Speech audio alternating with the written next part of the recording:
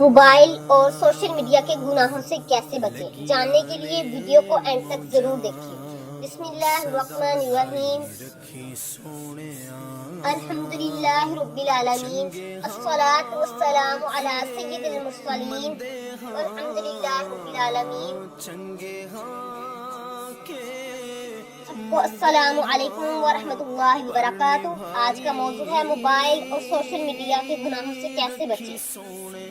Mobile اور social media اللہ تعالیٰ کی نعمت بھی ہے، اگر اس کا صحیح استعمال کیا جائے انہی کے ذریعے قرآن سیکھا جا سکتا ہے، علم حاصل کیا جا سکتا ہے اور دین کی دعوت دی جا سکتی ہے، لیکن اگر اس کا غلط استعمال کیا جائے تو یہی چیزیں گناہوں کا سبب بن جاتی ہیں۔ اللہ تعالیٰ فرماتے ہیں جس بات کا تمہیں علم نہیں اس کے پیچھے نہ پڑو، بے شک کان آنکھ دل ان سب کے بارے میں پوچھا جائے گا، یعنی سوال کیا جائے گا۔ اللہ تعالیٰ مزید فرماتے ہیں مومن مردوں سے کہہ دو کہ وہ اپنی نگاہیں نیچی رکھیں، یعنی راستے میں جب بھی کہیں جائیں تو وہ اپنی نگاہیں نیچی رکھیں۔ آج بہت سے لوگ موبائل پر بے حیائی، غیبت، جھوٹ، فضول ویڈیوز اور وقت کے ضیاع میں مبتلا ہیں۔ یاد رکھیں ہر کلک، ہر ویڈیو اور ہر تبصرہ اللہ تعالیٰ کے علم میں ہے۔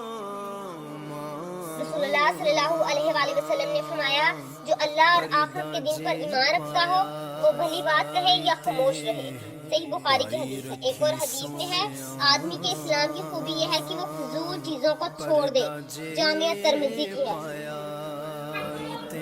فقہ حنفی کی روشنی میں ہر وہ چیز جس سے گناہ، فتنہ اور حرام کام میں مدد ملے اس سے بچنا ضروری ہے۔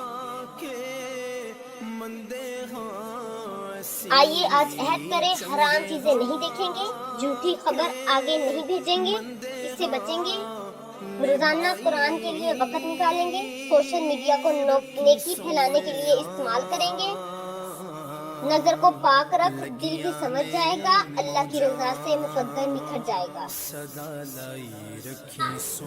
اللہ تعالیٰ ہمیں موبائل اور سوشل میڈیا کا صحیح استعمال کرنے، گناہوں سے بچنے، اپنی زندگی کو قرآن و سنت کے مطابق گزارنے کی توفیق عطا فرمائے، آمین یا رب العالمین۔ اگر یہ ویڈیو پسند آئے تو لائک کریں، شیئر کریں اور مزید ایسی اسلامی معلومات کے لیے ہمارے چینل کو سبسکرائب کریں۔ شکریہ۔